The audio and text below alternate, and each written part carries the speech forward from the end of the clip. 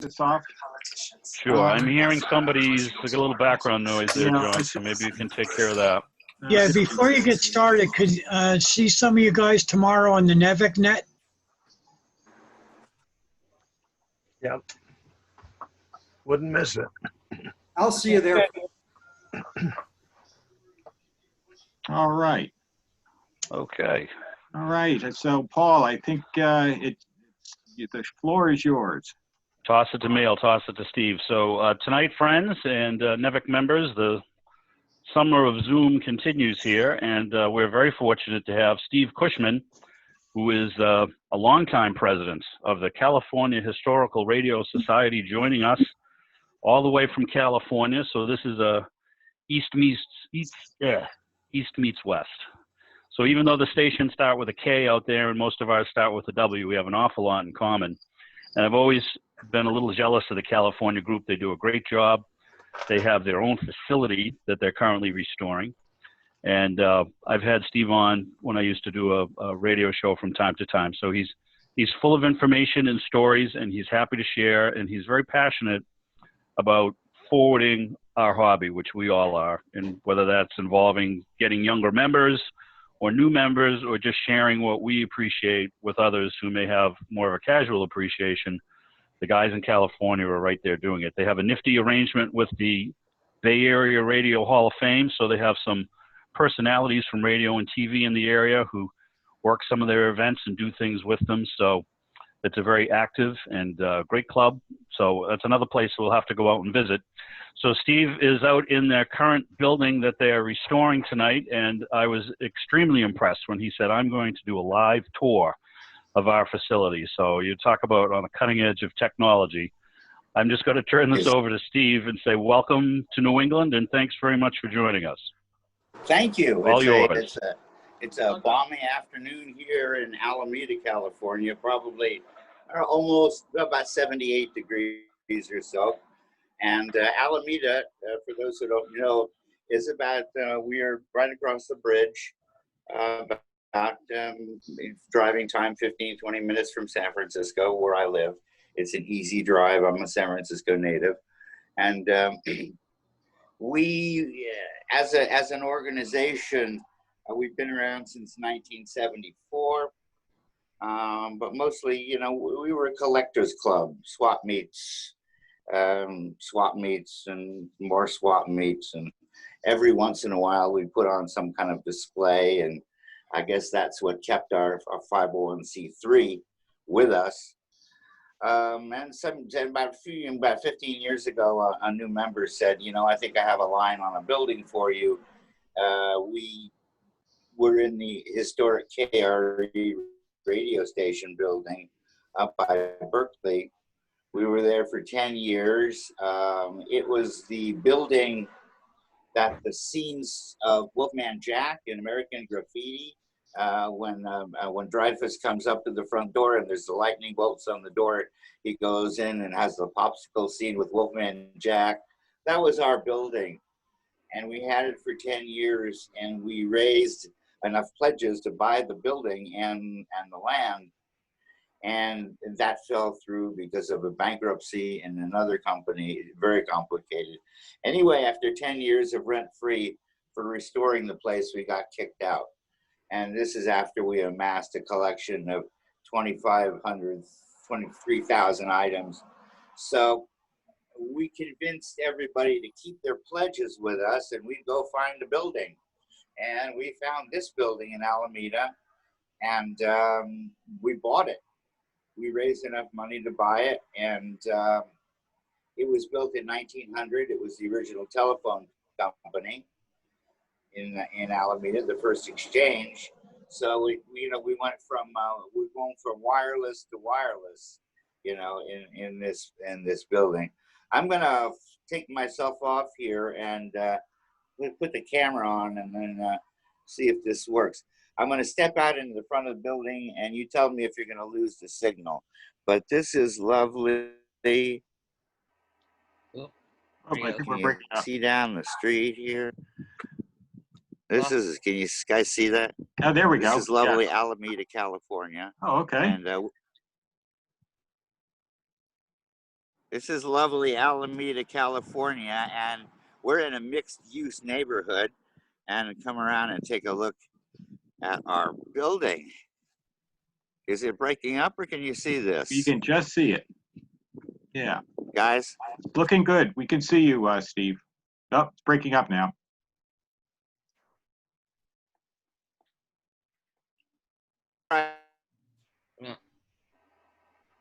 Might have gone just a lot of rain. They're fine. Oh, Yeah, Steve, I think you might have to get a little closer to your connection there, but we see the building. yeah. Oh, okay, now we can see the alley. Steve, I'm going to ask you, the red brick, is that the original section?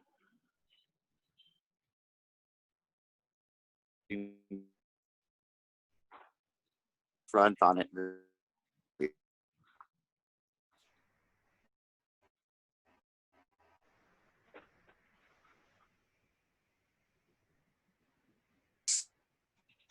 The red brick is added up, and that's Losing the about new half of what you're saying, so we're 26.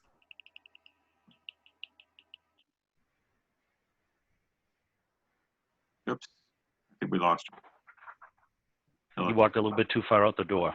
him. There we go. You tested. It's the Icarus, the story of Icarus, in an electronic way. We'll just have to wait for him to reconnect. I'm sure his iPad showed that he lost it. So I'll blab while we're waiting for Steve to get back. So just, from my own experience. So the KRE building that he mentioned that they had to leave was actually, a transmitter site as well. And there was an ethnic broadcaster that had been using the tower on the site, but they were allowed to use the building. Okay. And it was a real Oh, there we crusher go. when they lost it. Yeah. All right, We're back. I'm back. Outside doesn't look so good. Let me try once more to poke out the door. This is the side door, Okay. and this is This is our parking lot. Very nice. But in order to get our permit here for this facility, we had to show off-site parking. And the church across the street that owns the parking lot traded us playground equipment that we had back here when it was a school for use of the parking lot. So it worked out okay for us. So that's where we have our swap meets and events and stuff. This is the front lobby of the building. These are some of the logos and stuff we have, on the walls. And we've got a lot of lots of graphics and stuff here. Nice. Let's go up. We're going to go up. This building is actually 1/2 story below ground. So we're at ground level now. We'll go up a 1/2 story. You can see we're still working on the stairs. And let's just go into the main room first. This is our main display gallery. And as you can see, it is right now a little bit disorganized, but full of stuff. And this is about 50 feet by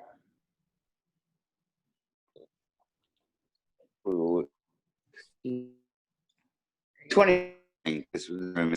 This is actually the front of the room. When this table isn't here, this is the front, and that's our stereo. And when we have speakers or anything, the backdrop for them is this great wall of radios. Nice. Very nice. This is our stereo. These are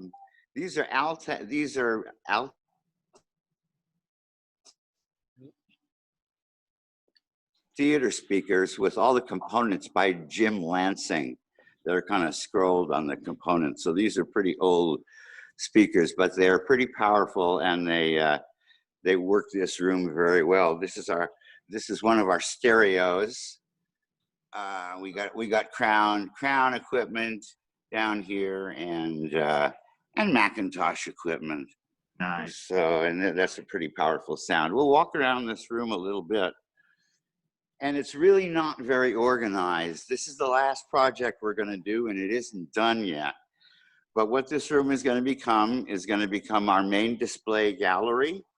It's going to become our main meeting room. It's going to be a room that we can rent out for community groups and stuff.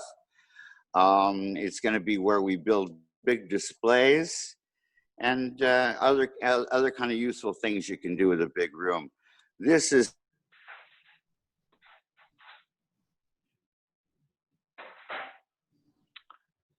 switchboard that we have here, because this was the telephone building. This is our totally disorganized museum store in the corner here, where we carry, you know, hats and cups and mugs and restored radios.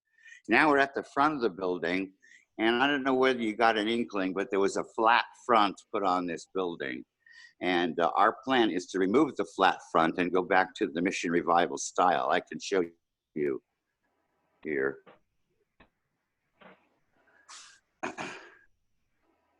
Yeah, there we go. This is what the building used to look like. And once we take off the flat front, it'll look like that. And this is what The telephone switchboard room. That's quite interesting. we can do this restoration, because if we come into this 180, 280. if you look, and here are the original columns from the original building, and all they did was put a false front on it. So we're going to restore the building to what it was, and the city of Alameda is very pleased about that. This is work we've done. We put in this handicap lift and two new stairways here, because we don't want to get trapped by the ADA people that go around and sue you if they can't get into your building. And we put in the handicap lift because we needed it, and because a lot of us look like you guys, and we're tired of carrying consoles up the stairs. So even though our lift says no freight, we've been known to take a console up and down, you know, from the parking lot up to here. And this is looking down at our lift. Good Nice. idea. Again, another angle of this. Yeah. What we want to do, you know, there's guys that go around looking for buildings that are not equipped, and they'll sue you. And we're trying to head that off. And we had a huge flood down.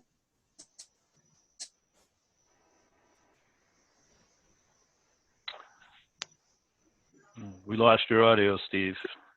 Rock and all this other stuff. And since we were doing that, we put in the pit for the elevators. So let's get it in now. So a couple of looking right out into the sun here, into the window. A couple of our vacuum tubes.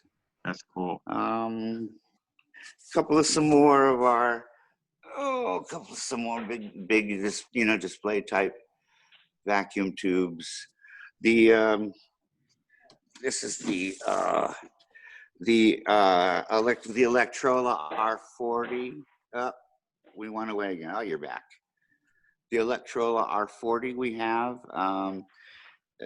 This is got the electric or the acoustic pickup, and it's got giant amp in it, and all the works are gold plated. This was some guy had this for years and years and years, and many people wanted to buy it from him, and he says, I won't sell it because then nobody's going to see it. And he gave it to us because he knew we'd put it on display and lots of people could look at it. It's an incredibly big, cool unit. So okay, again, this is just stuff that's just part of our collection that's sort of out here, and there's no rhyme or reason for it yet. It's sort of all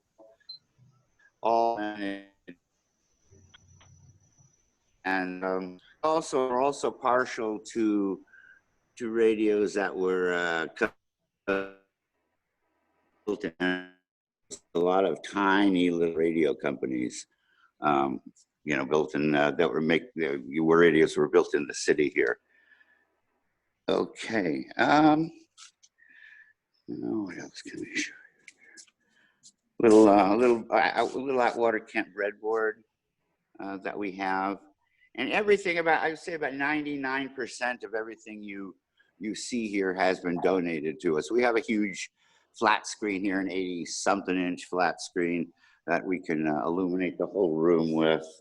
Here's a cool little, look at this one. This is neat. This is a little Japanese console. Very cool, very clean. Okay. This is an unusual one. This is one that I bought and I loaned to the museum. This Motorola. It's round. Yeah, that is beautiful. Yeah, we have some nice radios. There's some Scots up in front, and you know, I'm sure you guys don't want to totally look at radio consoles. So let's walk back here a little bit, see a little more of the building. Let me turn this fan off. So as we leave this area, this doorway here brings us into the new edition, which is 1926, where the old edition is all 18-inch thick brick. The new edition is balloon framed, is regular framed in 1926, but all the 2x4s are at least 2x4. Again, this is this is the stairway. Again, this is another view of our hallway. You got Doc Harold here, and a lot of these are logos from the stations in San Francisco here. This is Zoe who's scratching. That's my baby. One of these is our ADA bathroom that we totally built, and we had to do that again for all the ADA stuff for people that come in here. Everything measured to the 1/8 inch. Over here, I'm not going to take you back there, is what's going to be the men's bathroom. We have 2 bathrooms now. We're required to have 3 here. So, but right now it's storage, and we have a lot of storage. So, and again, bathroom. We're coming into now to our newest projects, and this is the picture went away. Can you see me, guys? Yes, I can see you. Okay, my pictures all went away. I'm going to go in and turn this stereo down here because we can't hear you.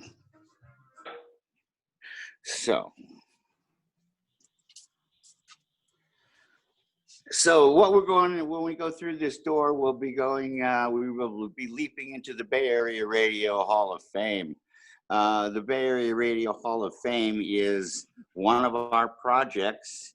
It used to be the Bay Area Hall of Fame and the Bay Area Radio Museum used to be online entities. And some years ago, they were going to drop out, and we says, no, we'll take you over. So they became programs of ours. And that's how I encourage lots and lots of other radio societies that I talk to for survival.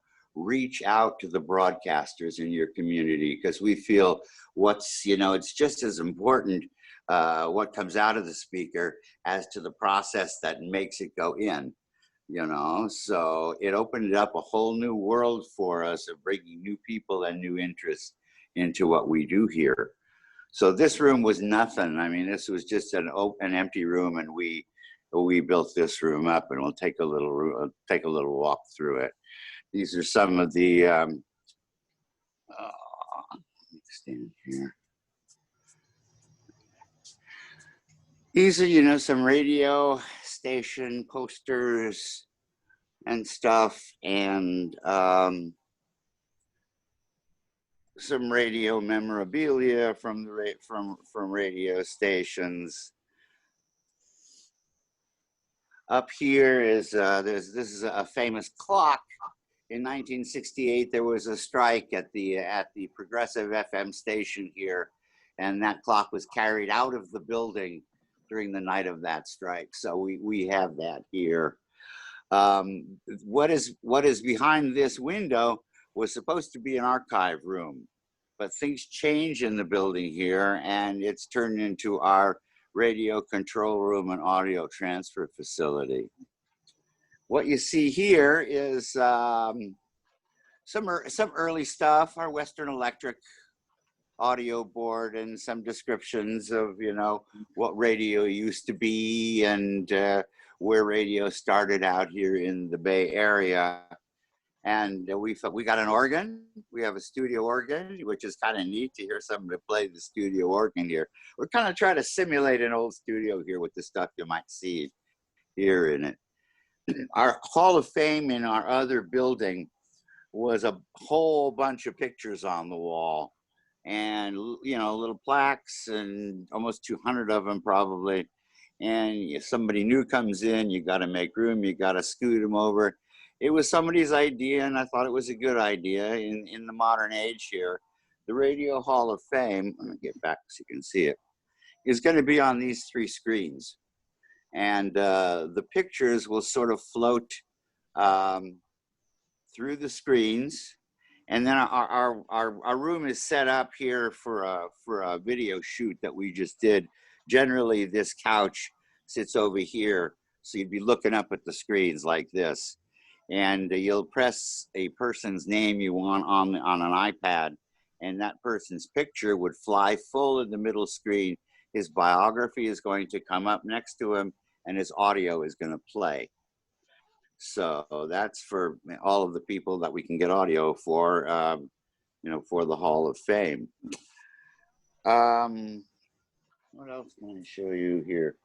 Like I say, this room is set up a little different because we're doing videos now. The video we just shot last Saturday, that's a little event that we usually do as part of Radio Day by the Bay live that we obviously can't do. And this was an event that announced the winners of the Bay Area Radio Hall of Fame inductees for this year, and the Don Sherwood Awards and the Legendary Station. So we had a taping in here the other day, and we just finished editing it, and it's being uploaded to YouTube as a premiere. It's going to play Saturday night. And if you guys want a link to it or something, it's going to be a premiere deal. So Send it. We can put it in one of our groups. We can, you know, anybody who wants to take a look. Could I just ask you a quick question, Steve? You talked about. I'm sorry. Stop me anytime. Sure. Ask me. I won't stop unless you ask. So you were talking about transferring. What are you transferring from transcription discs to digital, or what are you transferring as far as music? Yeah, that's my next stop, Paul. Okay. Okay, we're going to get to that right now. Before we go there, though, come on back, pictures.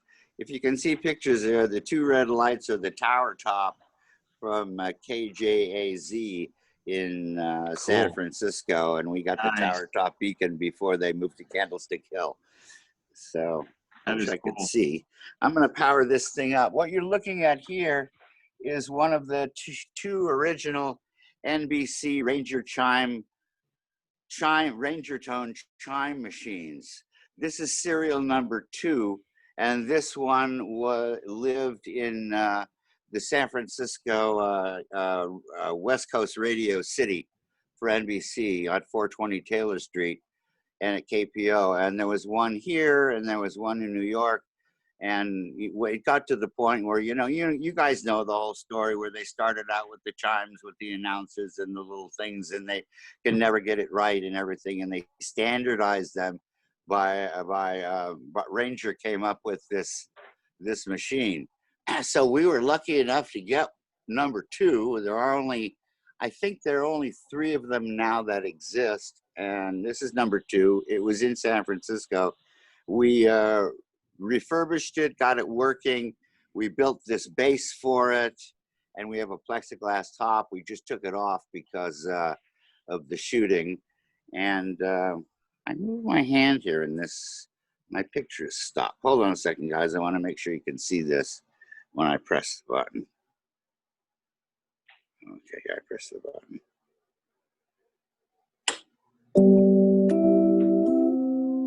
I'll give you real tight.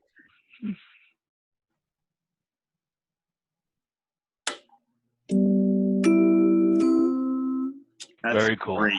That is really great. Yeah. So of course there was a steel plate on there, but we took the plate off it so you could see the mechanism, and we polished it up good. And like I say, usually lives under a plexiglass top, but it's off for the shoot. We actually used it in the shoot on Saturday. You'll see this on the shoot on Saturday that we did. We put this window in because one didn't exist and we needed one. And then we said we can build 2 complete facilities in here. This is our 1950s radio control room. We got two transcription turntables. We've got some cart machines, but they're being worked on now. And this whole room is going to be absolutely fully functioning, down to every detail of the board, with sources, with the playback sources and the input sources, and most anything we want to do with it. And the trick is to be able to bring kids in and stuff and set them up out the window, do it there, and do a little radio play and record it. And one kid can play the engineer. And so this is one of the things we want to do with this room. We were talking about our audio transfer service. Well, that's over here. And this is the audio transfer service. We do everything through Audacity and on Mac. And we are able to transfer 33s, FM radio, DAT, reel-to-reel, broadcast cart, 8-track cart. What is that? Oh, your standard cassette, of course. Wire. And this is our other reel-to-reel transfer machine. And if you really want to, and you have a 16-inch logger tape that you need transferred, we can do that too down here.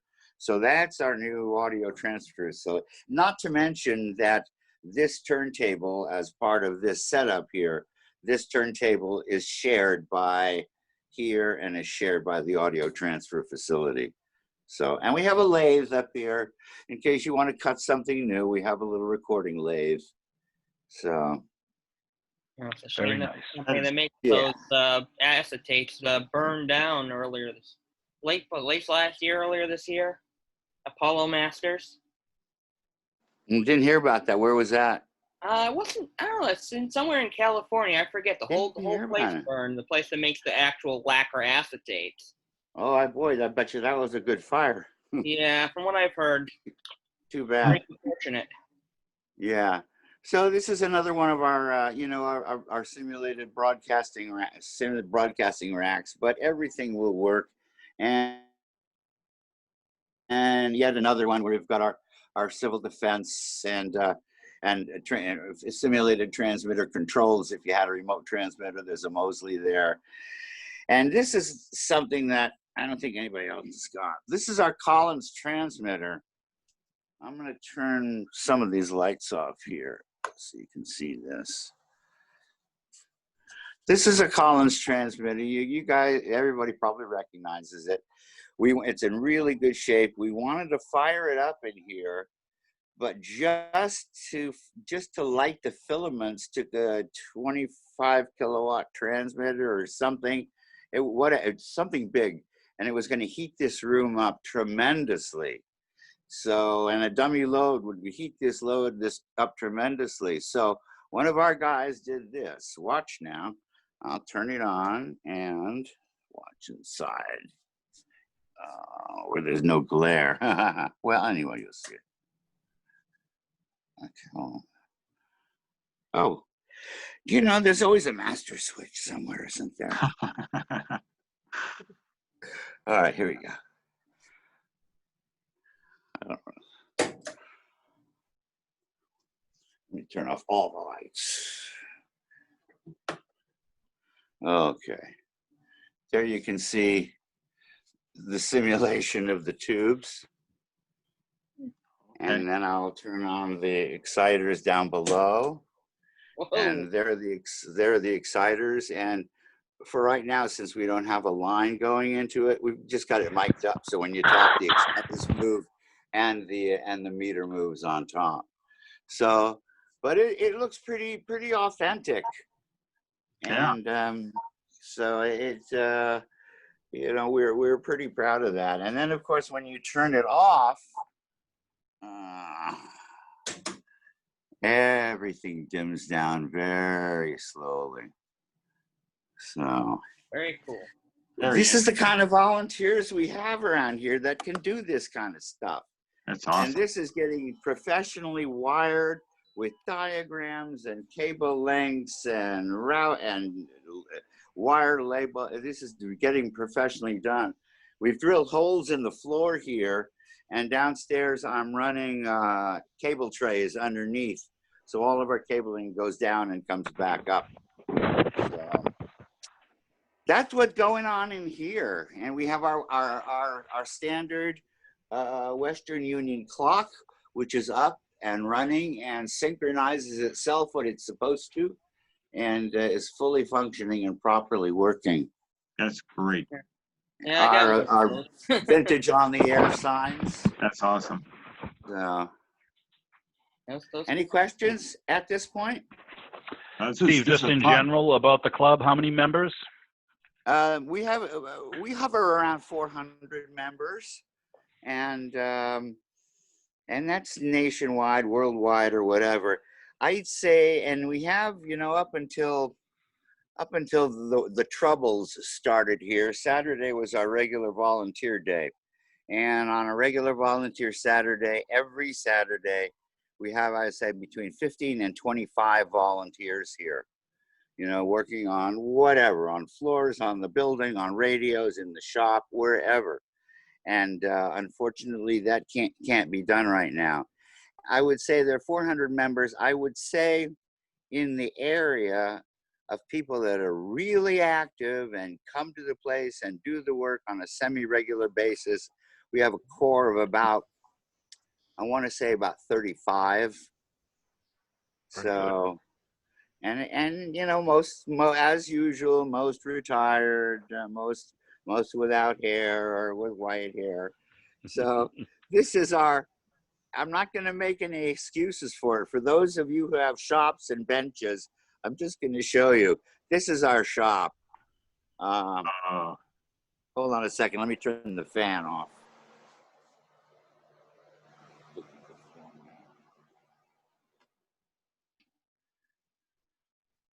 I'll walk you around. This is our shop. And at KRE, we had, at our old place, we had shop space for four benches or 4 people to work. Now we have 6, 1 on the end, 2 down here. And the shop looks like a mess because it's been silent for a while. All we've been doing is cleaning up and organizing in here. So all the right equipment, and all the guys have their benches set up the way they like them. One of our members was clever enough that when Radio Shack was going out of business, he bought the cabinets. So all of our parts are all in. Most of them are in Radio Shack cabinets here, and we labeled everything, and it's such a wonderful thing to have these cabinets here. And when we designed the building in the shop, we designed a sink in case you got to dump a chassis in a sink. That's here. But this shop is very, very functional, and even though it's very, very messy.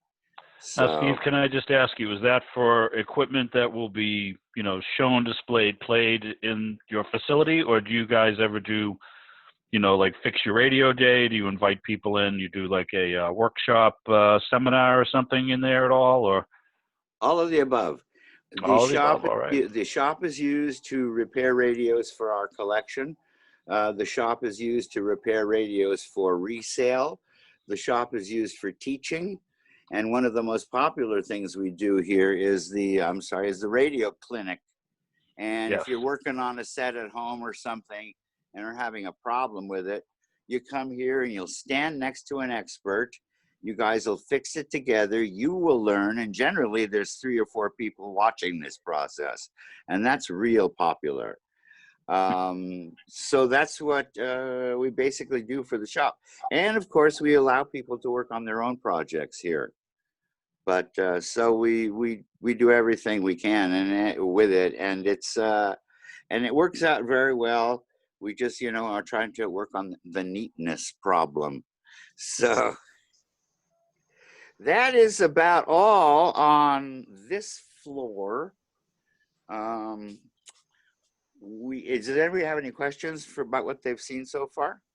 Hey, can I just ask Steve, do you have any external antenna? If you guys want to test out a Scott, I mean, or you need something with a long wire, do you have anything up on the roof or out? Yes.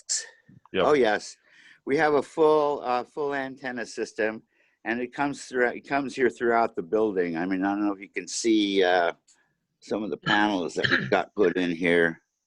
Oh, you can see them.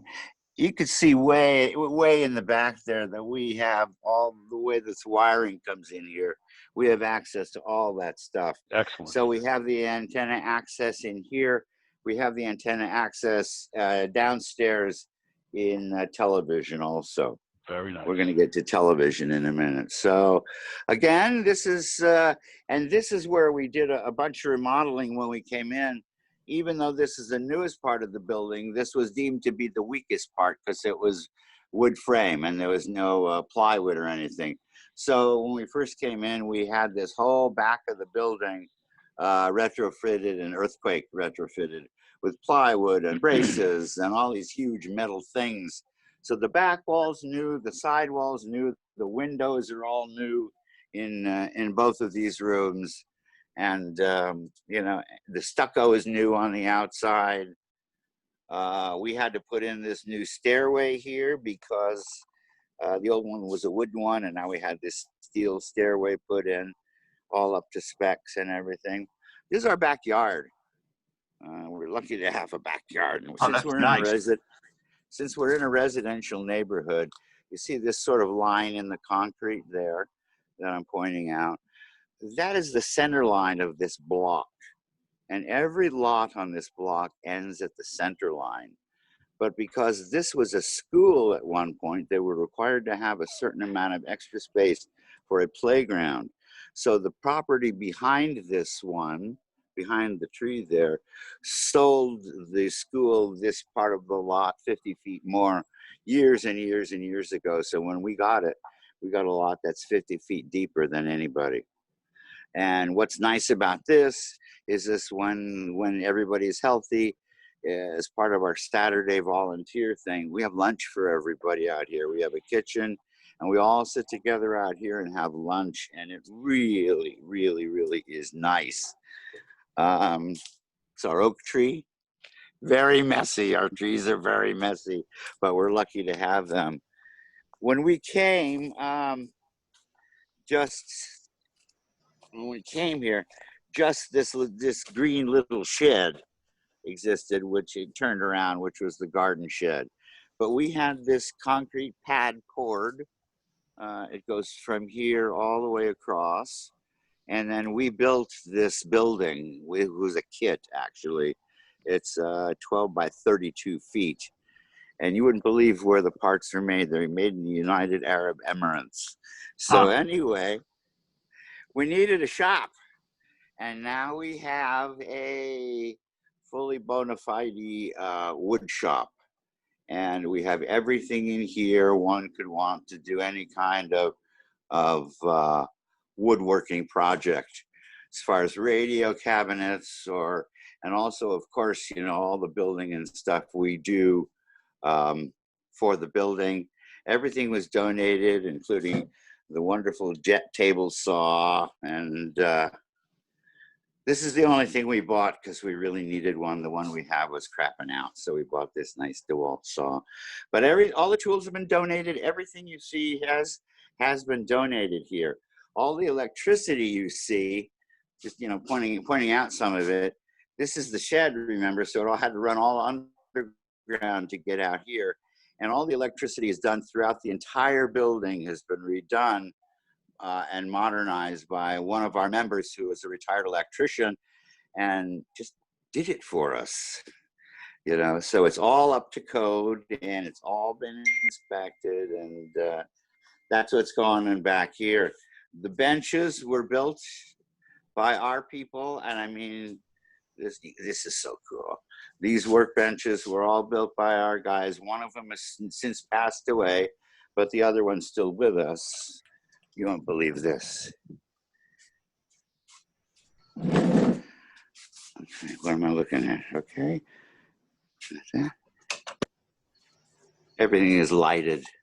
He's got light. They got lights inside the cabinets here. Very nice. Very nice. So that's that's the detail. That's the detail our guys go to when they're building stuff, and they use every bit of room. This drawer just pulls out on wheels from under the bench. So this is our little wood shop, and we got the vise, we got all the right stuff. The city made us get a yellow cabinet to keep our flammable goods in, so we got it, and it's fine. The yard, we got plans for the yard too. The plan is to take the front of this building and put up a flat, probably 10-foot by almost 40-foot panel that covers the front of the building, allowing for the door, of course. And we are going to put up radio-inspired murals back there. We know the guys that do the things for the buses. So if we give them the art, they will make us these huge radio-inspired murals. Doc Harold, the Radio City Center, any kind of stuff we want back there, it'll go there. And where I'm standing, we're trying to create a destination here. We're trying to create things that aren't. And where I'm standing, this area that's not our picnic tables and stuff, this becomes the Garden of Communication Pioneers, where we will have, the statue. We have one of Marconi already. We'll have all the statues, and we'll have the benches and the bricks, and you can buy the bricks with your name in them and buy the benches with your name in them. And we will have the only Garden of Communication Pioneers that I know of. Pretty So, cool. yeah. I'd like to sit in that green chair. That looks just about my speed. This is we Nice bought and it cushy. It in. looks like it came out of a checker cab or something. I was thinking the same for a Cut bus. the seat in half. These suckers are so comfortable, and we got them this way. We took them in off the street, and they work great for the yard. They work very comfortably. I bet they for shape. us. They match your shape. They do. They contour. They contour That's right. very nicely for It's a whatever miracle butt chair. sits in them. They look like I they love came it. out of a vehicle or something. Yeah. So let's go downstairs, and this is downstairs in the back of our building now. Okay. So what you see here, this terrible cluttered area right back here is called incoming. And when it's finished and when it's cleaned out, this will be the area where when donations come in, they'll come right down the stairs and go on right onto these tables here. And from there, they get triaged. They will either go into our sales shed, they'll go into the keeper shed, they'll go into to be refurbished, or wherever else. So that's what happens in this area. If you look up, I'll show you my latest project is these. I'm looking at the ceiling now, and this is plastic gutter that we're using for cable trays up along the tops of the ceiling here, just dropping holes in and doing it all like that. That way the wires stay nice and tidy. You won't see anything upstairs, and who cares what the ceiling looks like down here. But that's tomorrow. I finish that last piece. Oh, that's a great idea. Yeah, this is our kitchen. The place came with a kitchen. The school left a kitchen here, but it had this one good sink and a terrible stove, and that was it. So we basically rebuilt the kitchen, and a member donated a stove to us, and we use this kitchen, and it's really nice. And because we couldn't do this at our last place at KRE, there was no kitchen. And so it makes it very easy to do lunch for everybody in here, and then we all go outside and eat. And it really is a nice thing for, you know, if it's for camaraderie and membership and friendships and stuff. We have a good group. This is what we call compact mobile storage. And I'm sure some of you have seen these things that, you know, are in warehouses and libraries. And these are the ones that you can roll them down and they open. And you only need one aisle. You can open the aisle anywhere, and all of these roll together. And this is where a lot of our keeper stuff is. And a lot of, and you know, more of our keeper stuff. And what do you see here? Can you see? Yeah, can you see some radios here? Oh, Yes, yeah. we can. All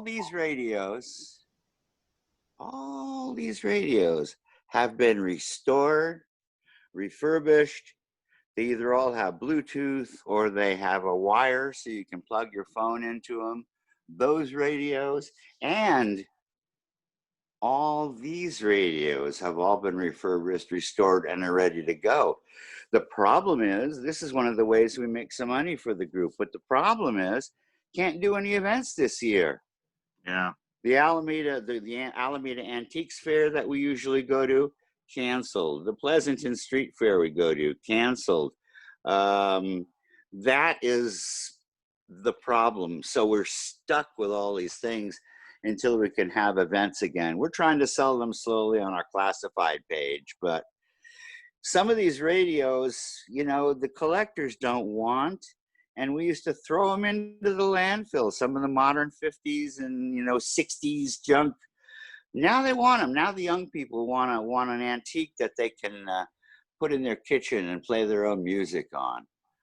So it's not a bad problem to have, you know, having too much inventory. I'm not going to take you down every one of these, but there's more of, you know, there's more of our antique stuff. But the interesting thing, Steve, is that you're having everybody add in modern ways for the younger community to use these older radios. So like you're putting in Bluetooth right off the bat if they can accommodate. Yeah, and that's what gets it. They think, these kids think of nothing about spending, you know, $100 on a plastic radio that we would have put into the landfill. You paint it up, you put a Bluetooth on it, and they're excited because they have an antique. We are excited because we are preserving the items and extending the history of radios down. And so it's good for everybody. Again, more of our stuff. Wow. And then here is these two rows. This is all of our media. These are some of our electrical, this is most of our electrical transcriptions and stuff. We have an electrical transcription program where we digitize these things and we put them on the air and put them online. If they don't exist anywhere online and they're locally oriented, we put them up. So that's what's going on here. And this is all tape and records and stuff that we might need to play. Over here, this used to be the furnace room. This was the boiler room. And when we actually got this place, it had a big honking steam boiler. And it really wasn't practical for us to use. So we took it out and we have an outside hot water heater here now. And this is the tube vault. I've lost my picture. Can you see my picture? We can. Can you see what I'm showing you? Yeah. Okay, I just can't see anything. Ah, there, it's back. So anyway, this is the tube vault. This is, you know, this is where we test them. Over here, everything that's, you know, over here is pretty much tested and ready to go into sets. Bulk, we have a lot of bulk. We're always dealing with bulk. We're always sorting. We take in a lot of estates, and a lot of estates always include boxes and boxes of tubes. We figured about 30,000 tubes in the building. At some point, we will get to the point where we'll be selling some of them. This is our little downstairs hallway here. That's where if it's making any sense, that's where we started. Okay. And now we've gone through the top of the building and halfway through the bottom, and we're working towards the front again. This was another, bathroom that we remodeled. When we did the remodeling, we tried to stay kind of traditional with all the features and fixtures in here. Yeah. This is our U testum drugstore tube tester. Oh, cool. That we got. That's again working. The janitor's closet. Oh, you guys are seeing it all. It's great. Oh, there goes the picture again. You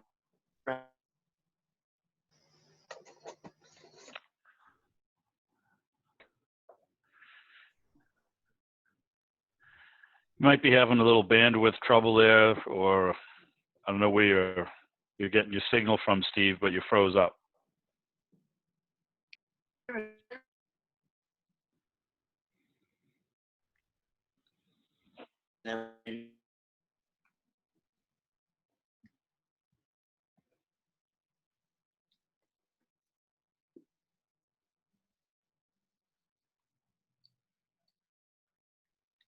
Poof. Well, he was on a roll too, because we had a great signal and it was working real well for a big chunk of time once he got back into the building there. So hopefully Steve will be coming back. Well, I can say this, I'm impressed. Talk about a place to go have some fun. Oh, when's the sleepover, you know? Yeah, I know. I'm going to go through all those ready restored radios to walk through that whole place. That's about a 2 or 3 hour fun event. Well, it's great to have your own building. No, I'm back. Oh, He's back.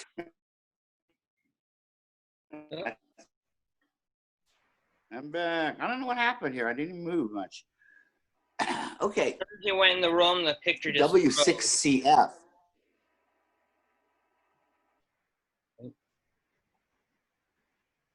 Must have a dead spot in his Wi-Fi.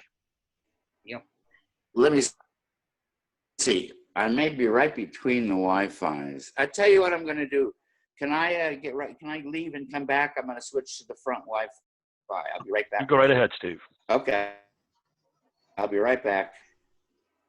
I'm going to leave the meeting. Talk amongst yourselves. And now it's time for a few words from our sponsor. Then we can make the NBC sound. No, that was a machine. I enjoyed that. Yeah, that's very, very impressive. What year? I missed that. What year was that made?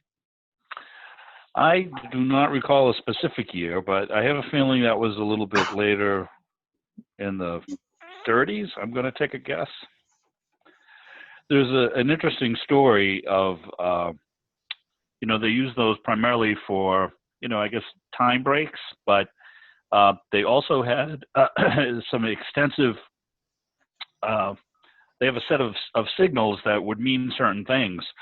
So apparently the chimes at the onset of, World War II, like during Pearl Harbor, they would play the chimes in a fashion that would essentially alert the staff to come into the studio, short of, because there's no pagers, there's, telephone, who knows, but they figured, well, we'll play it across the NBC network. And, they could use them to communicate with the employees as well. It's kind of interesting stuff. It's more than just a sound effect. And somewhere I read a pretty good story. Somebody had done like this whole piece on the NBC chimes. And I don't know if it was in a club newsletter somewhere or if it was somewhere else online, but it was interesting. There's more to it than meets the eye or the ear. Yeah, there's a whole, that's on RadioRemember.org. There's a big story about the NBC chimes, including the mention of the fourth chime. Oh, yes. Yeah. Which was used to basically in the I don't know if if it was played during Pearl Harbor or whatever, it's just basically a signal to tell all the reporters, get your butts to the studio. That's correct. Well, Steve is back. I see him, W6CF. Here we are. So I've switched now to the front Wi-Fi of the building. So we have a very active ham radio community with CHRS, and we always have. And there was a guy named Jim Maxwell who was the West Coast president, or he had a title for the ARRL for many years. And he amassed a library at his place in Santa Cruz, 20 by 30 foot building with full of communications literature. He would throw nothing away and take everything if it had anything to do with radio.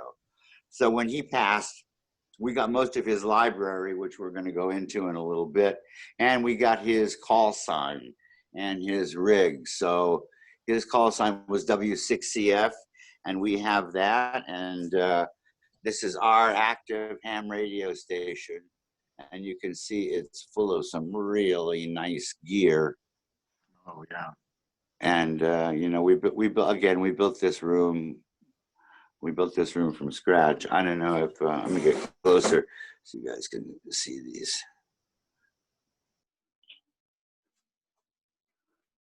That's terrific. Very nice. And this is a very old a Collins 10B. That was built a really pretty rare one. And here's, you know, some of the rest of our gear. And all of it is in just, you know, tremendous shape.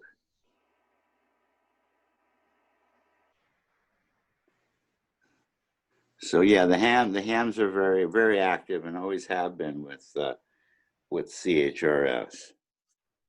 And the other thing we are going to do here, and we got keys, we got lots of keys. I see some National Gear, which, you know, they were based right in Malden, Mass. Yeah. This is a fun one. You guys obviously know about the Vibraplex keys, right? Everybody knows what a Vibraplex is, right? Here's a Vibraplex right here. Here's another Vibraplex. One time when we were at KRE, we had visitors, and these people came up and they said, this man says, this is a regalo, gift. And he gave it to me, and he was from Mexico. This, you're looking at a Vibramex. Ah, Can you see it? Yeah. Vibramex. JM Trujillo, Yeah. Guadalajara. So Very we nice. so that's probably one of the only ones around here of that kind. Okay, any questions about ham radio? Okay. beautiful. This area, which is still being built yet, this is another one of our new areas. This radio we call the Hall of Communications. These things don't belong here. These are some more of the for sale radio, but you can see we call this the Hall of Communications, where we've got shortwave, we've got two-way, we've got ship to shore, we've got commercial, and everything else point to point. That's what's going to go on in this area, is the Hall of Communications. And you'll be able to go in and play with the sets and tune stuff in. And what's the new thing now? The shortwave radio, the new shortwave computer radio thing? SDR. Yes, SDR. We're SDR. we're going to have SDRs in here also. So, you know, we can explain to kids and show them the signals and all that stuff. That's the Hall of Communications. This is radio with pictures. This is our television display. And What is that monster in the middle of the room, Steve, with the little red TV on top? What is that large set? We're going to get to that. Okay. Get to that. I'm going to turn around and get to that. Let me show you everything we have first, and then I'll go around and show you what's what.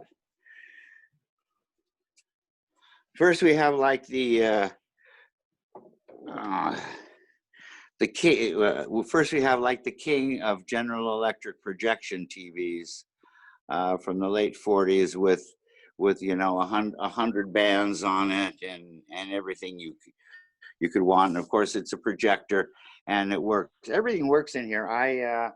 I've just not have them on. The Philco Predicta, the television. Oh, I see. It's all powered down now. So this is our head end, we call it. This whole rack was built and assembled and built by one of our members. It's got the DAs and it's got all the video processing stuff we need and all the test equipment we need. And he built that from scratch. That's awesome. The first Sony transistor TV is sitting up here. A couple of Watchmen.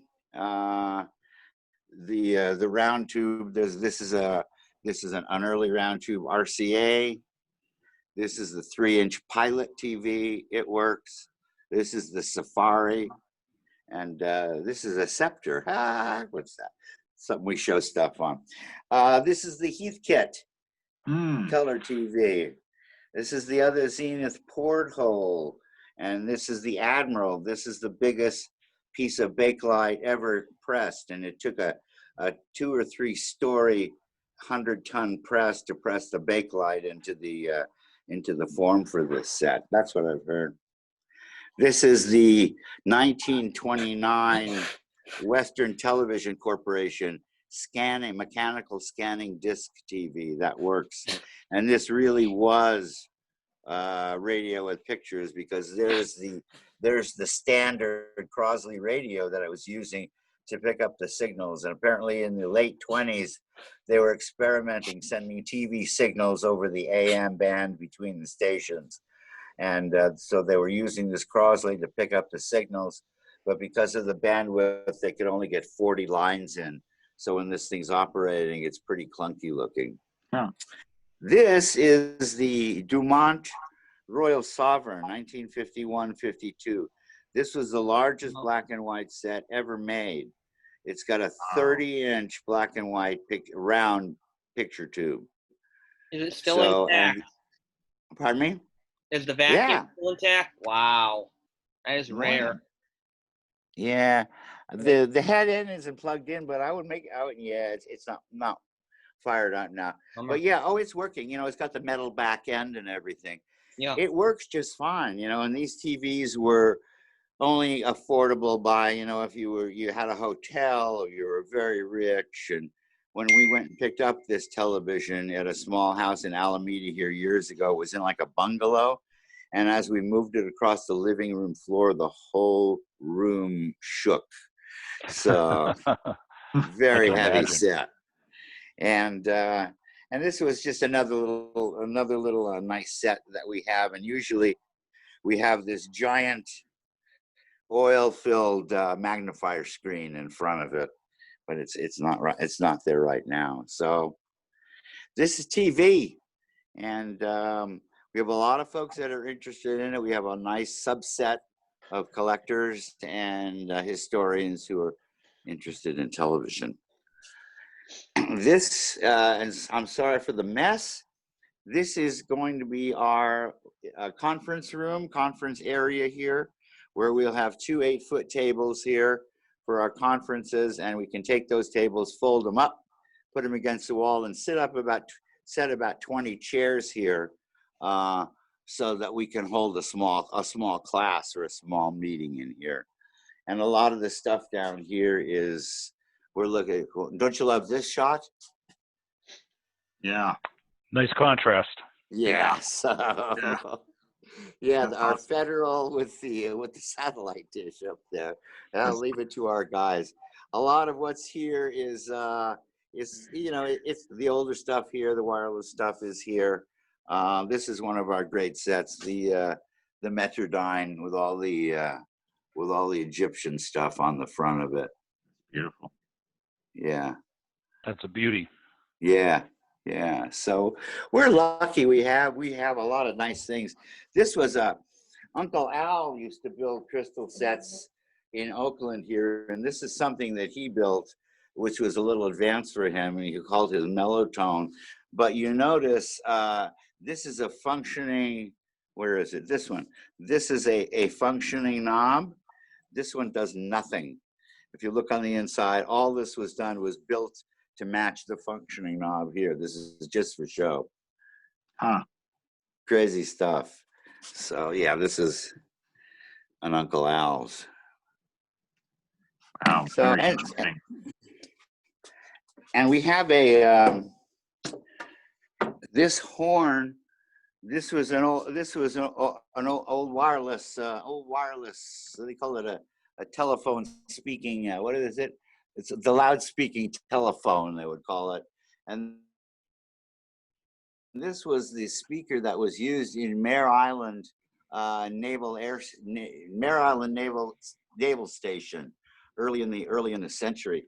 And we can tell because we have a picture of the Mare Island Naval Station set up, and we were able to match the dents and the holes in this horn with this picture. So we know that that's where it came from. Sure, it was very, very distinctive.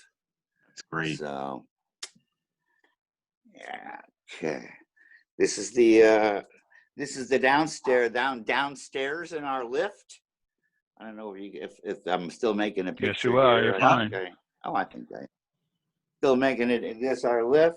This is our utility room with some of the electrics and the giant pumping system that we put in to make sure we don't have a leak again. And even in the summer, because we're on an island and we are, down low, we're still pumping out of this pump this sump in the middle of the summer.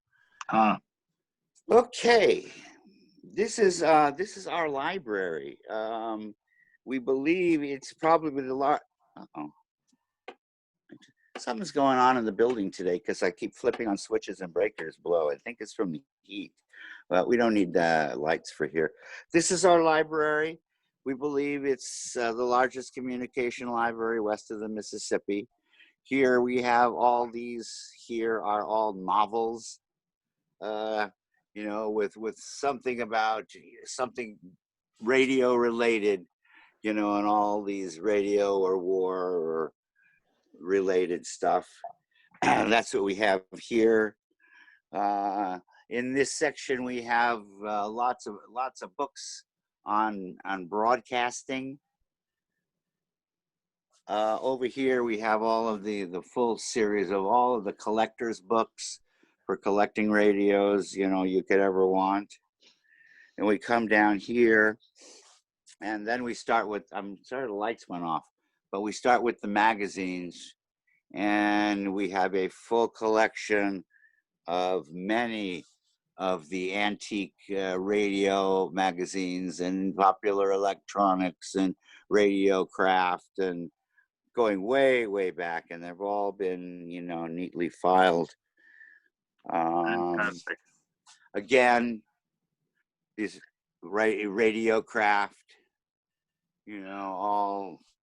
all properly done in plastic and stuff.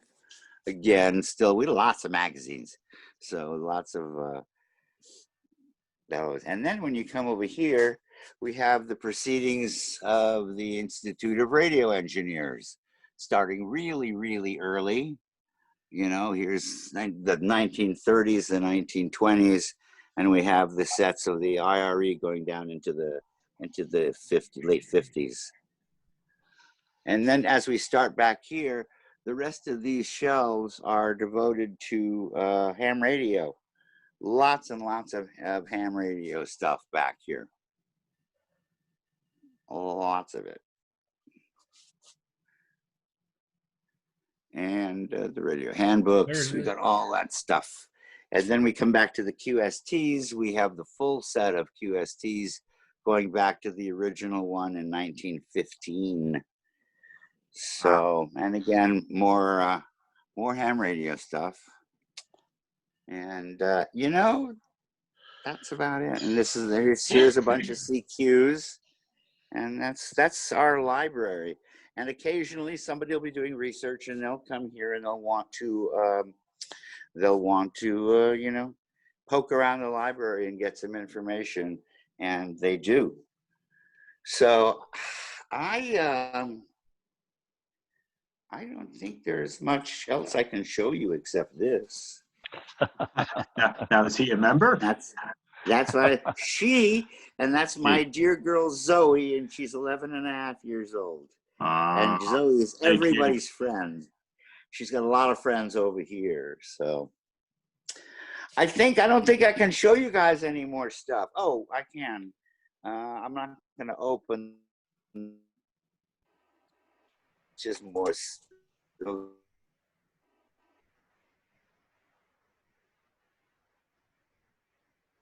We have 7,600 and we still needed room for storage. So one of our members bought us these 2 containers. We have 2 40-foot containers here. The first one with all the doors put in the sides of them too. Wow. So the first 40-foot containers, yeah, this is all the stuff that, you know.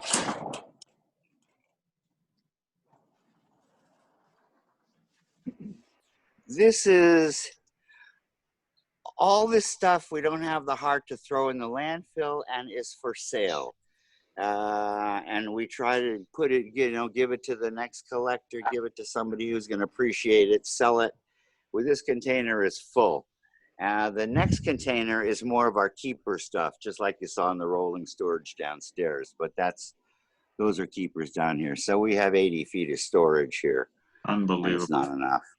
Wow. So we get so many requests, you know, with stuff so many people that want to donate stuff, but it's so hard to take it all, and we have to turn down some of it now because we don't want to see it to go to the landfill. So we try to keep it out. You know, it's a tough thing to do. You have a big state with a lot of people, with a lot of stuff. That's it. I'm gonna sit down in the chair to look at my ugly face. Well, I think we may have lost you here, Steve. I'm not sure how far away from your Hear me? Wi-Fi you are. Uh-oh, we're frozen. Oh, I'm on Wi-Fi problems. Hold on a second here, we'll get it back. The problem is this building is so darn long, and we have a rear Wi-Fi and we have a front Wi-Fi, and I think we should just have one big old one so we could cover the whole place. I'm like back in 97 television repeaters. land. Yeah. Yeah, now I'm back in television land, and I will sit in a comfortable chair. Ooh. You've earned it. That was quite a tour, Steve. All right. We I should think get you you an should have Anchor me. Steam. We should get you an Anchor Steam Yeah. right now and let you kick back and smoke the pipe. And I think Goodwin McGee and Molly is coming on at 9 o'clock. Yeah, no, for me, it's my favorite new old thing to watch is Perry Mason. Yeah. We get it twice a day here on MeTV. Yes. And Perry Mason was great. The stories were good. They were big guys. They drank hard liquor. They smoked cigarettes. They drove huge I love the cars. convertible automobiles, and they ate the thickest steaks in town. Yeah. Now, what could be better than all that? Good Well, point. I'll have to tell That's you a though, really my wife watches with me when I watch Perry Mason. She likes the pillbox hats and the furs and some of the fashion. But you're that. right on the cars, because the cars are immense. They're I mean, beautiful. every man should be able to drive a 28-foot car at least once in his life. I got the I think complete he was set in the of Perry Cadillac Mason. convertible. You know. I got the complete set of Perry Mason, almost 400 episodes, in glorious black and white, full screen. There you go. It was good stuff. And those, all those were shot in 35 millimeter. That's why they're so sharp. Oh, they're beautiful presentations, you know. Yeah. And you can tell just the makeup is perfect, the hair is perfect. I mean, they put a lot of effort into those programs, and you'll see a whole host of those working actors, people who showed up on Andy and Barney and Mabry, and they were all over TV, but they showed up as well. You know, you knew their faces. You never know their names, but you know their faces. You see and you know their voices. Who's the guy who was the Maytag repairman? Jesse White. He shows up. Jesse White, I mean, they're all in there, so it's good stuff. Well, Steve, I'm just gonna just grab the mic here from you for a moment. So thank you. I guess we have to say it was excellent. I mean, it was awe-inspiring, and we're green with envy. And I'm just going to throw it open. Sure. If anybody wants to raise their hand on the Zoom and ask a question or make a comment, Steve is now in his comfortable chair and willing to talk. Yeah, Fred here. Just want to know, Was this recorded? Is this going to be on YouTube or something? Because it I was plan to. absolutely excellent and astounding. I plan You know, to post it. We Is post it- all our Zooms, Steve. We put it on our YouTube channel, great. and you know, we have some good ones, and this is a great one. So yeah, we try to make them available to all the members who might not be able Oh, that's fine. to come. would So you we have a mind- little archive. Okay, would you mind sending me a link so I could? course. Because some of I the certainly folks here can. have asked for it. Yeah, when I was a Certainly kid, can. it brought back memories, the Admiral TV, the largest Bakelite TV. Yeah, We had one when I was a kid. It was absolutely amazing to see it. yeah. We have a Yeah. member who lives in Marlborough, Mass, who works for Raytheon, and he has one of those, and he watches it quite frequently. He's in love with the thing. He has one modern TV and about 20 old TVs. He doesn't watch the modern TV that much. One of the things we had asked, and I came up blank because I don't really have much of anything from west of the Mississippi. If anybody in our Zoom group, did anybody have anything that was from a Western manufacturer, a Packard Bell or a Hoffman or an Abbott Wares or a Mission Bell or anything they wanted to show us for show and tell? I struck out. Bruce, I have yeah, Larry. no such A thing. couple. Well, Well, how about Bruce? yeah, I'd like to do this. And as Steve was going through his library and in the ham section, I saw this blue book there, Steve. Mm-hmm. The last and the 23rd edition of the what we lovingly call the West Coast Handbook, the radio handbook by Bill Orr, and it started out with another author. So I have them all, and this evening I was looking for the first one, and I found it. There it is. Look at that. So that's 1935, first edition of the radio handbook. Cool. And somewhat embarrassing, fell out a set of two pieces of paper. I'll put this down for a minute. What it is, I copied the page off of eBay, and I was thinking, well, somebody just gave that to me. But no, I had to admit to my wife that I was the winner on eBay of the first edition in 2001. Uh-huh. And I looked at the price and I was shocked. So $255 is when I had a job, I could afford such a thing. I think what was the copy on the book? $1. All yours for $1. Yeah. It's right. $1 a copy. And so this came from San Francisco.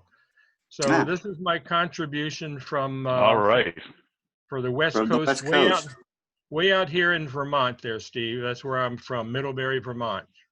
Thank you. Thank you for sharing. Thanks.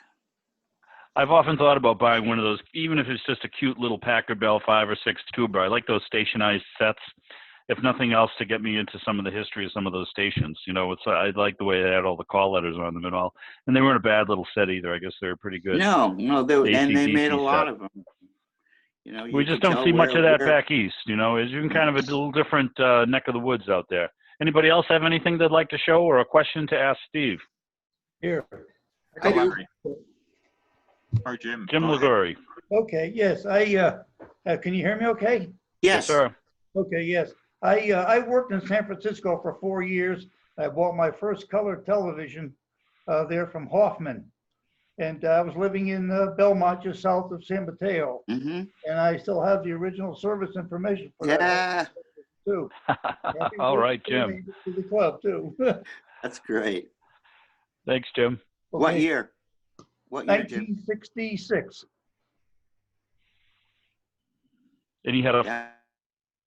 full head of hair, too. He was a redhead. Yeah. We all did that. Any other questions, comments? I used to have a Hoffman Larry. TV from the 1950s. I bought it used in the 70s, and when I was going to college, it was our TV set, and we watched it until the mid. It's a good black and white set. It was a console, push-pull 6V6s, and the audio, hi-fi two-way speaker system in the bottom. But I wanted to show you guys a West Coast set that I have, if that's all right. Certainly. Is that all right? Sure. Go right ahead, Larry.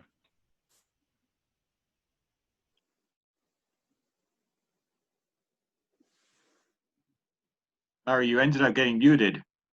You might want to All unmute. right. I'm muted now.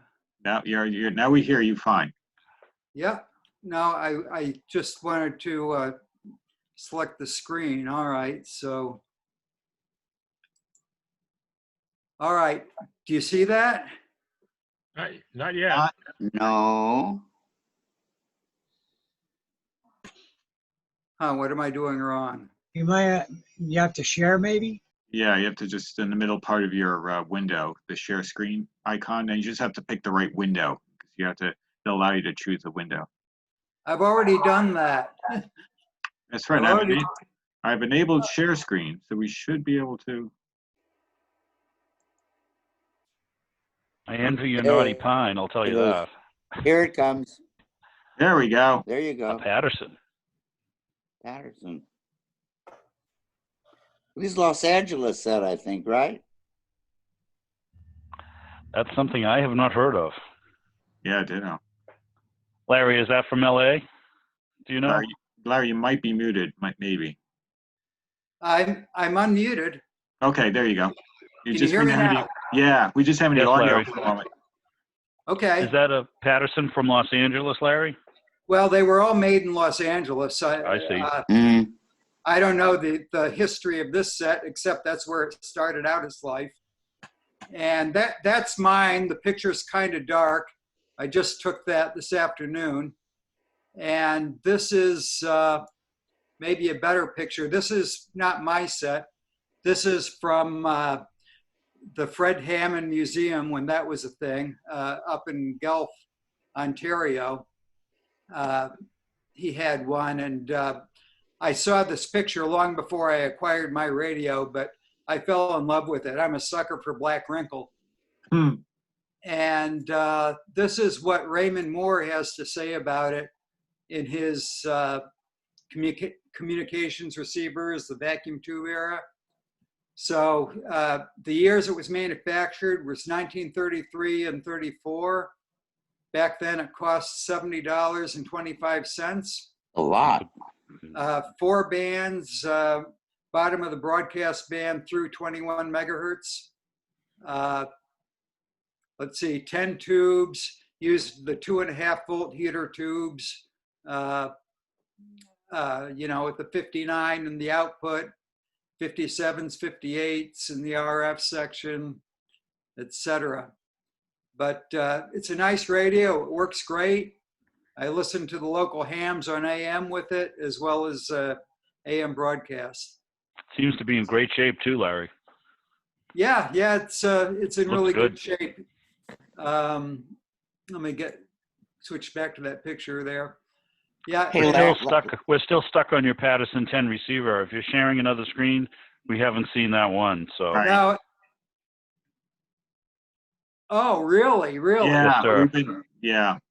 Huh. But we still enjoyed your talk. Okay. All right. Well, maybe I should show those real quick. Yeah, if you can get them up. Sure.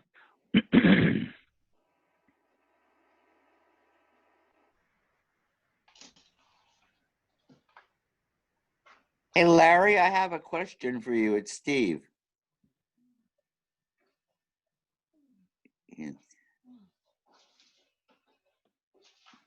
I'm going to go ahead, Steve. Sorry. Yeah, when you said you like the black wrinkle finish stuff, what do you use if you get a piece with black wrinkle finish on it that has, I guess you'd call it dulled over the years?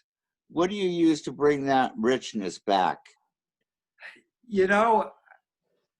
I'm not real big on cosmetics and making things look real pretty, so I'm not the person to ask. Oh, okay. Most of my stuff here, the Patterson's kind of an exception, but most of the stuff here is cosmetically challenged. but works great, you know? Yeah. Oh, yeah. Oh, for sure. Yeah. Cool. Thank you. Yeah, okay. So I've taken up a lot of time here. I think I'll let somebody else have it. Thanks for sharing, Larry. Steve, Mr. armor Harris. all is worth trying. Okay. Thank you. So Larry mentioned the Fred Hammond Museum in Guelph. Here's a snapshot of that museum that my wife and I attended some years ago. It's Just a few things, just a few little things, huh? Yeah, it's terrific. That's awesome. Wow, that Very is inspiring. Thank you. Wow. See, it looked like Pear had something he wanted to show.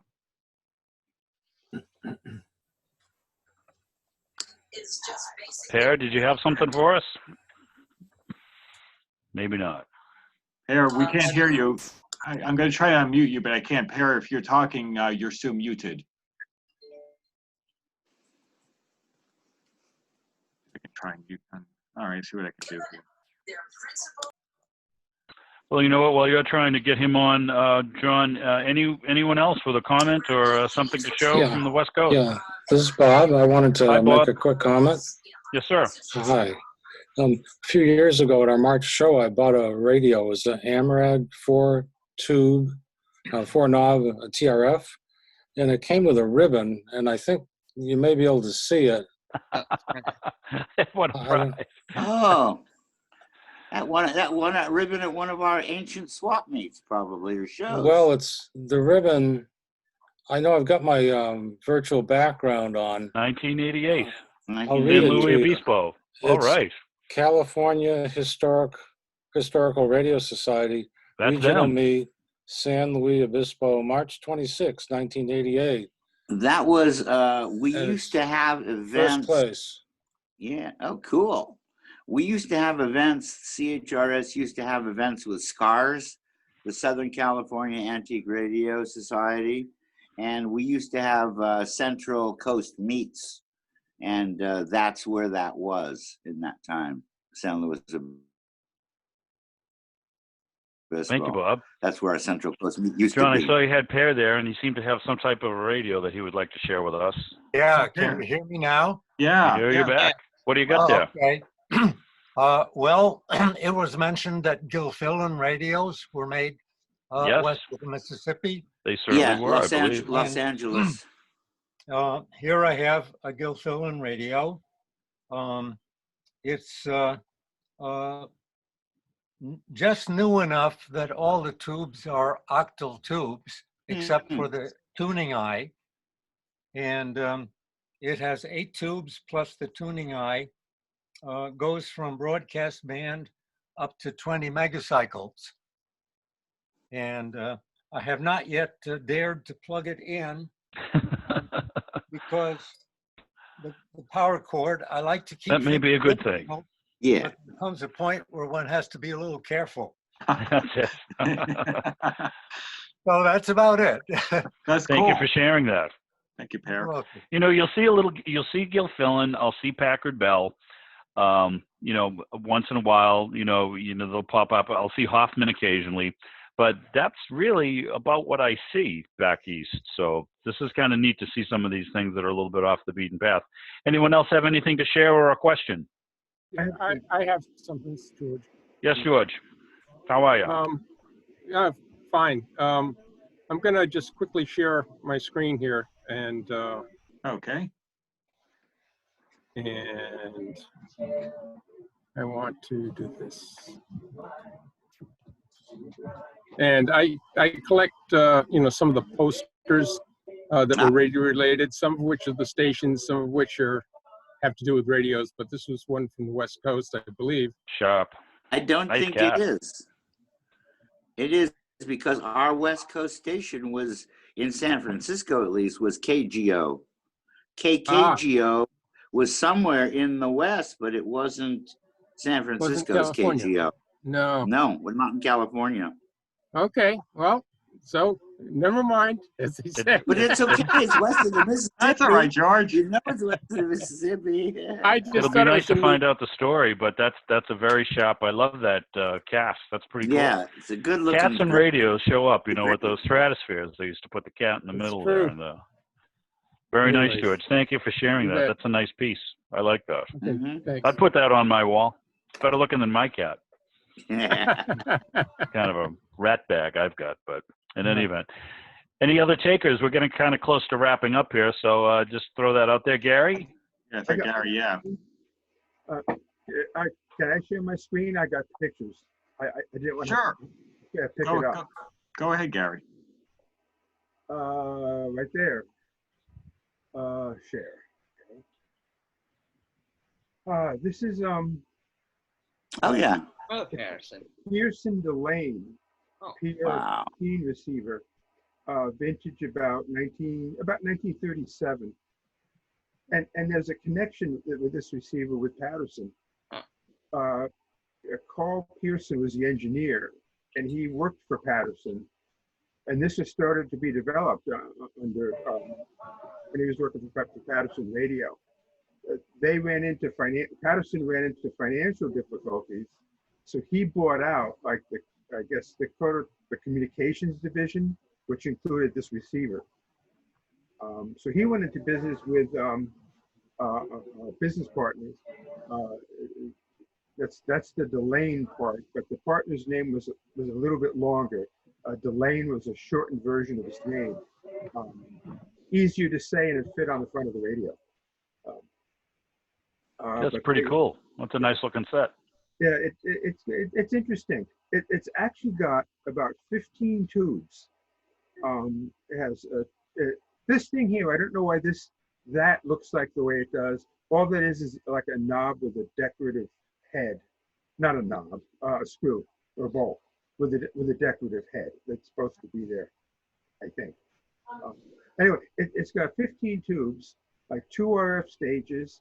It has a mixer and with a separate local oscillator. And the funny thing, the odd thing I think is that the oscillator is a 6K6, which in my mind is more like an audio output tube.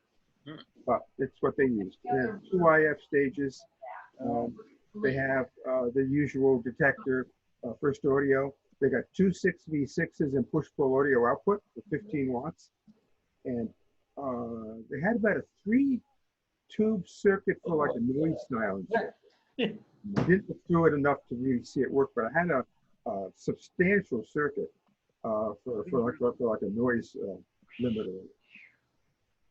Is that restored?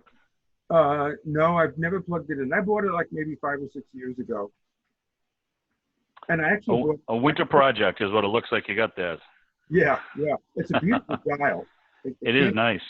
Mm-hmm. Very well kept. You know, wherever somebody had stored that, time has been nice to it. Is not always the case. Yeah. Thank you, Gary. It's good. I have one more thing I wanted to show, but Yes. I usually have arrows to take me to other pictures, and I don't quite know how to do that. Let me see. No, that didn't do it. You might end up having to close that and open up your next picture and then re-share your screen to that picture. Okay, can I try that, or just give me a second? Okay. Sure. Where? Oh, the pop-up bar isn't coming up for unshare. I can do that for you, I think. Okay, thanks. There you go, Gary. All right. Now let me. Looks like you got a few radios down there, Gary. Yeah, I said it was a pretty impressive looking thing. He's got his own little museum down there. I used to have one of those PR15s. I ended up giving it to a radio friend for a wedding gift. Very nice.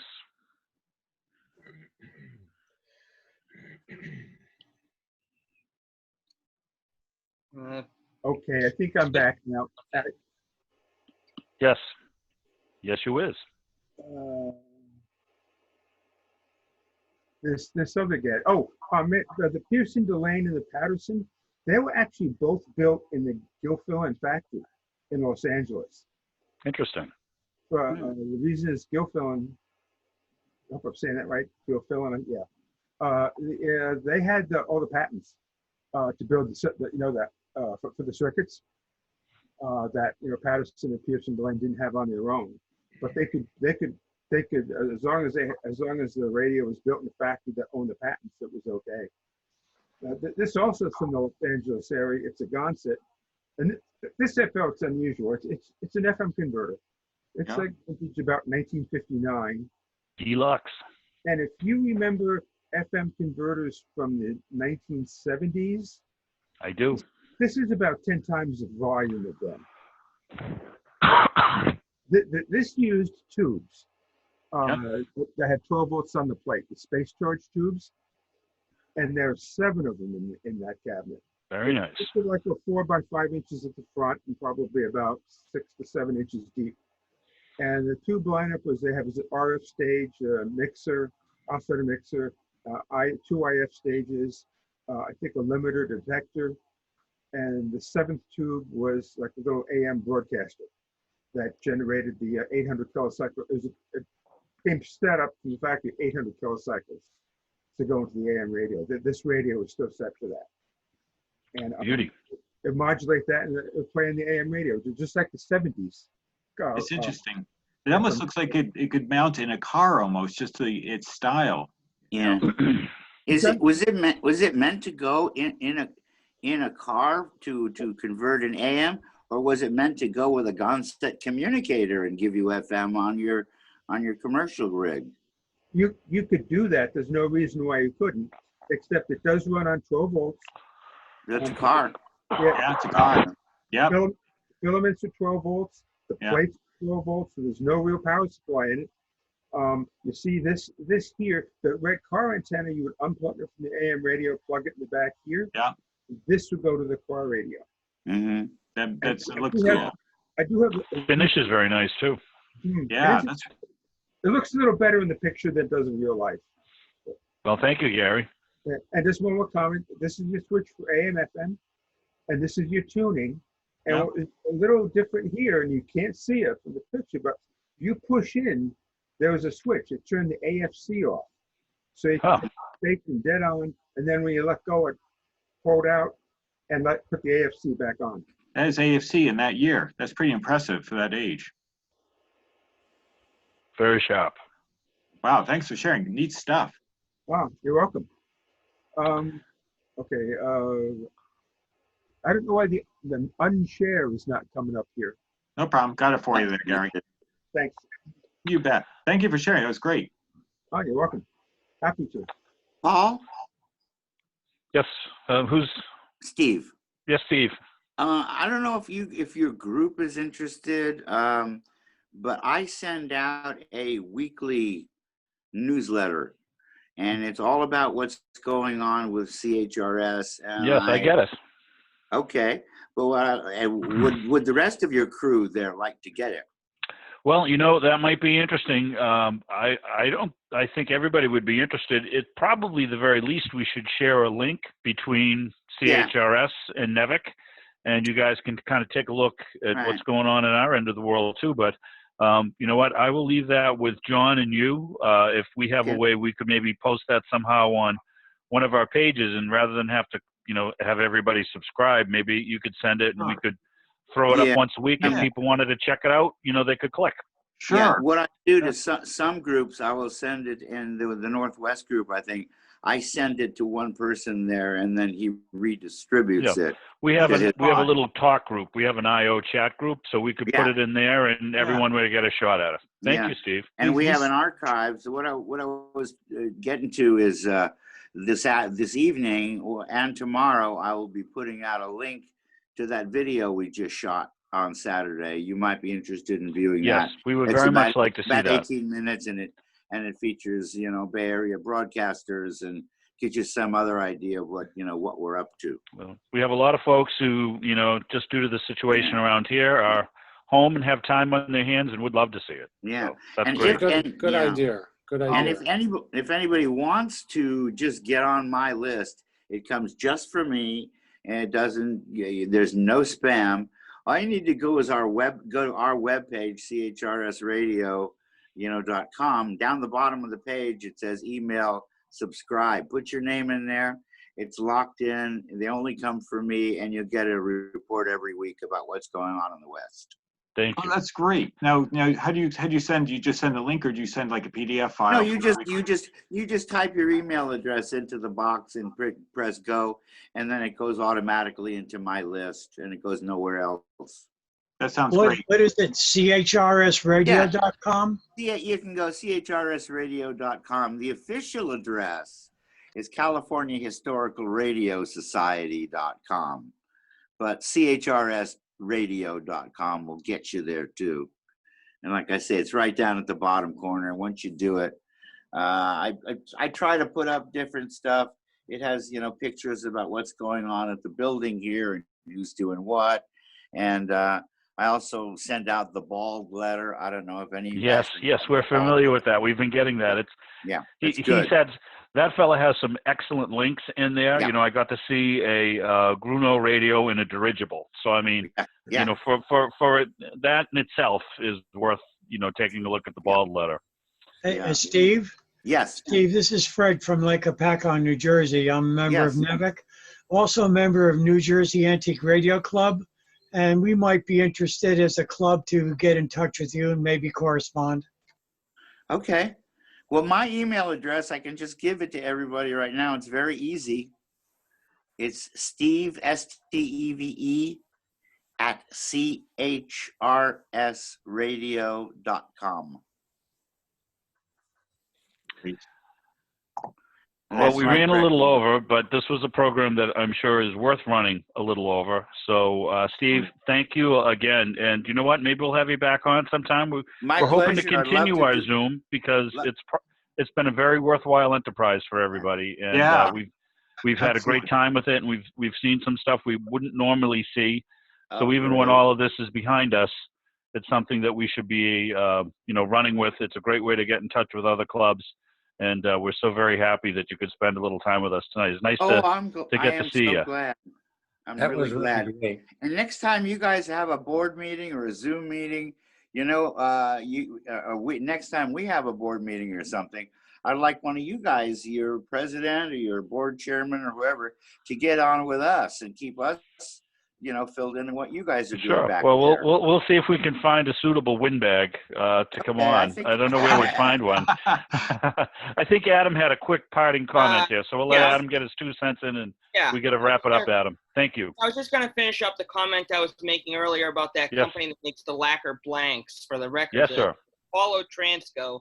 I said it was located in Banning, California. That's down by the desert. That's in Southern California. Yeah, that would be a good place for that type of a chemical plant. They went up big time. There's a lot of smoke and flames, and fortunately, no one was hurt. But I said there's pretty much only like 2 companies in the world that was making those blanks, and now there's one less. So they're gonna have to figure out some sort of alternative. One more quick question, Steve. Yes, Mr. Do you have any of your collection on the internet accessible? Any? Our